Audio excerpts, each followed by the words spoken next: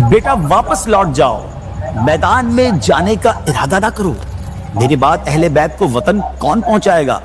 خواتین کی حفاظت کون کرے گا؟ میری امانتیں کس کے حوالے کی جائیں گی؟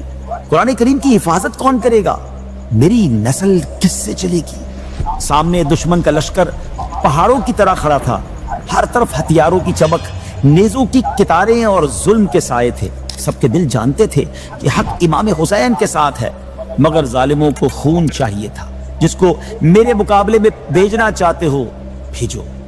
عراق کے بہادر میری بہادری کے قصے سناتے ہیں، مصر و روم میں میرا نام مشہور ہے۔ جو میرے مقابل دلیری سے آتا ہے، میری تلوار اسے کاٹ کر رکھ دیتی ہے۔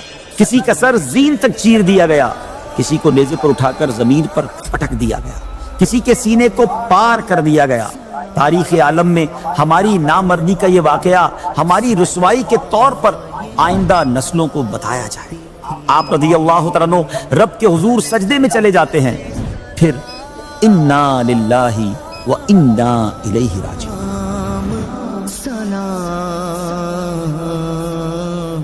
السلام علیکم ورحمۃ اللہ وبرکاتہ۔ ناظرین، ویب سیریز کا نام ہے داستان کربلا۔ کربلا کا میدان 10 محرم الحرام، اہل بیت کے جوان ایک ایک کر کے راہ حق میں قربان ہو چکے ہیں۔ اب امام علی مقام حضرت امام حسین رضی اللہ تعالیٰ عنہ تنہا رہ گئے ہیں، اور آپ کے ایک شہزادے حضرت امام زین العابدین رضی اللہ تعالیٰ عنہ جو شدید بیماری اور کمزوری میں مبتلا ہے۔ ناظرین، بیماری، سفر کی تھکن، 3 دن کی بھوک اور پیاس اور مسلسل مصیبتوں نے حضرت امام زین العابدین رضی اللہ تعالیٰ عنہ کو اس قدر کمزور کر دیا تھا کہ آپ کا جسم مبارک کانپ رہا تھا۔ مگر ہمت کا عالم یہ تھا کہ جب اپنے بابا جان کو تنہا دیکھا تو خیمے سے باہر تشریف لائے اور میدان جنگ میں جانے کے لیے آگے بڑھنے لگے۔ یہ منظر دیکھ کر امام حسین رضی اللہ تعالی عنہ نے فرمایا، بیٹا واپس آ جاؤ، میدان میں جانے کا ارادہ نہ کرو۔ میں اپنی عزیز و اقارب، خاندان، خدام، غلام سب کو راہ حق میں قربان کر چکا۔ الحمدللہ ان تمام مصیبتوں کو اپنے نانا جان صلی اللہ تعالی علیہ وسلم کے صدقے صبر و رضا کے ساتھ برداشت کیا ہے۔ اب میں خود اپنا سر راہ خدا میں پیش کرنے کے لیے تیار ہوں۔ پھر آپ رضی اللہ تعالیٰ عنہ نے اپنے بیمار بیٹے کی طرف محبت بھری نگاہ سے دیکھا اور فرمایا، اے نور نظر، میری تم سے بہت امیدیں وابستہ ہیں۔ میرے بعد اہل بیت کو وطن کون پہنچائے گا؟ خواتین کی حفاظت کون کرے گا؟ میری امانتیں کس کے حوالے کی جائیں گی؟ قرآن کریم کی حفاظت کون کرے گا؟ میری نسل کس سے چلے گی؟ حسینی سادات کا سلسلہ کس سے جاری ہوگا؟ یہ تمام ذمہ داریاں تمہارے سپرد کی جاتی ہیں۔ میرے بعد تم ہی میرے جانشین ہوگے، اس لیے تمہیں میدان میں جانے کی اجازت نہیں۔ ناظرین، حضرت امام زین العابدین رضی اللہ تعالیٰ عنہ نے عرض کیا، میرے بھائی تو جان نثاری کی سعادت پا چکے، اب میں بھی اس قربانی کے لیے تڑپ رہا ہوں۔ مگر امام علی مقام رضی اللہ تعالیٰ عنہ نے آپ کی درخواست قبول نہ کی اور خود میدان جنگ کے لیے تیار ہو گئے۔ آپ رضی اللہ تعالیٰ عنہ نے امامہ رسول صلی اللہ علیہ وسلم سر پر باندھا، سید الشہداء حضرت امیر حمزہ رضی اللہ تعالیٰ عنہ کی ڈھال پشت پر سجائی، مولا علی شیر خدا کی ذوالفقار تلوار ساتھ لی اور پھر گھوڑے پر سوار ہو گئے۔ ناظرین، یہ وہ لمحہ تھا جب اہل بیت کی بے بسی اپنی انتہا کو پہنچ چکی تھی۔ حضرت سکینہ رضی اللہ تعالی عنہ اپنے بابا جان کا آخری دیدار کر رہی تھی۔ خیموں میں سسکیاں بلند تھی، آنکھوں سے آنسو رواں تھے، کیونکہ سب جانتے تھے کہ اب یہ جلوے چند لمحوں کے مہمان ہیں۔ امام حسین رضی اللہ تعالیٰ عنہ میدان جنگ میں تشریف لائے۔ سامنے دشمن کا لشکر پہاڑوں کی طرح کھڑا تھا، ہر طرف ہتھیاروں کی چمک، نیزوں کی کتاریں اور ظلم کے سائے تھے۔ آپ رضی اللہ تعالیٰ عنہ نے میدان میں پہنچ کر خطبہ ارشاد فرمایا، حمد و صلات کے بعد فرمایا، اے لوگو، اللہ عز و جل سے ڈرو، وہی جان دینے والا اور جان لینے والا ہے۔ اگر تم اللہ پر ایمان رکھتے ہو اور میرے نانا جان حضرت محمد مصطفیٰ صلی اللہ تعالیٰ علیہ وسلم کو مانتے ہو تو قیامت کے دن سے ڈرو، جب میزان عدل قائم ہوگا، اعمال کا حساب ہوگا اور میرے والدین محشر میں اپنی اولاد کے بے گناہ خونوں کا مطالبہ کریں گے۔ پیارے آقا علیہ الصلوۃ والسلام جن کی شفاعت گناہ گاروں کی مغفرت کا ذریعہ ہے اور تمام مسلمان جن کی شفاعت کے امیدوار ہیں، وہ تم سے میرے اور میرے جانثاروں کے خون ناحق کا بدلہ طلب فرمائیں گے۔ تم میرے اہل و عیال، عزیز و اقارب، اصحاب اور غلاموں میں سے 70 سے زیادہ افراد کو شہید کر چکے ہو اور اب میرے قتل کا ارادہ رکھتے ہو۔ خبردار ہو جاؤ، دنیا کا عیش ہمیشہ رہنے والا نہیں۔ ناظرین، امام حسین رضی اللہ تعالیٰ عنہ کی زبان مبارک سے الفاظ سن کر کوفیوں میں سے بہت سے لوگ رونے لگے۔ سب کے دل جانتے تھے کہ حق امام حسین کے ساتھ ہے، مگر شمر اور اس جیسے سنگ دلوں پر ان کی نصیحتوں کا کوئی اثر نہ ہوا۔ انہوں نے کہا یہ گفتگو چھوڑ دیجئے اور ابن زیاد کے پاس چل کر یزید کی بیعت کر لیجئے، پھر کوئی آپ سے جنگ نہیں کرے گا، ورنہ جنگ کے علاوہ کوئی راستہ نہیں۔ ناظرین، امام علی مقام رضی اللہ تعالیٰ عنہ تو پہلے سے ہی اس جواب سے واقف تھے۔ یہ خطبہ تو فقط آپ نے اتمام حجت کے لیے دیا تھا تاکہ قیامت کے دن کوئی یہ نہ کہہ سکے کہ ہمیں سمجھایا نہیں گیا تھا۔ پیارے آقا علیہ الصلوۃ والسلام کے نواسے خاتون جنت حضرت فاطمہ الزہرا رضی اللہ تعالی عنہا کے لخت جگر بھوک، پیاس، تنہائی اور اپنے پورے خاندان کی شہادت کا غم دل میں لیے 20,000 کے لشکر کے سامنے کھڑے تھے۔ بار بار فرما رہے تھے میں جنگ کے ارادے سے نہیں آیا اور اس وقت تک بھی ارادہ جنگ نہیں ہے، اب بھی موقع دو تو واپس چلا جاؤں، مگر ظالموں کو خون چاہیے تھا۔ جب امام علی مقام رضی اللہ تعالیٰ عنہ نے دیکھ لیا کہ یہ لوگ خون ناحق بہانے سے باز نہیں آئیں گے تو وہ فرمایا جس کو میرے مقابلے میں بھیجنا چاہتے ہو بھیجو۔ اب یزیدی لشکر کے وہ مشہور بہادر میدان میں آنے لگے جنہیں مشکل وقت کے لیے بچا کر رکھا گیا تھا۔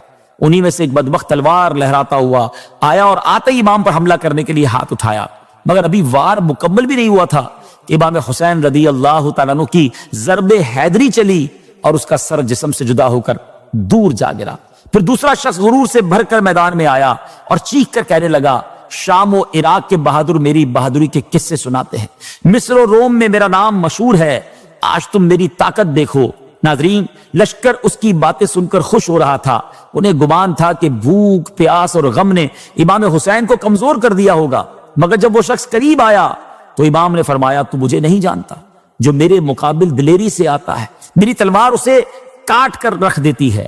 شامی جوان یہ سن کر اور تیش میں آیا اور بجائے جواب کے حضرت امام پر تلوار کا وار کیا۔ آپ رضی اللہ تعالیٰ عنہ اس کے وار سے بچ کر اس کی کمر پر اپنی تلوار سے ایک زوردار وار کرتے ہیں، جس کے بعد اس کا جسم کٹتے ہوئے ایسا محسوس ہوتا ہے جیسے کوئی کھیرا تھا جو آسانی سے کٹ گیا۔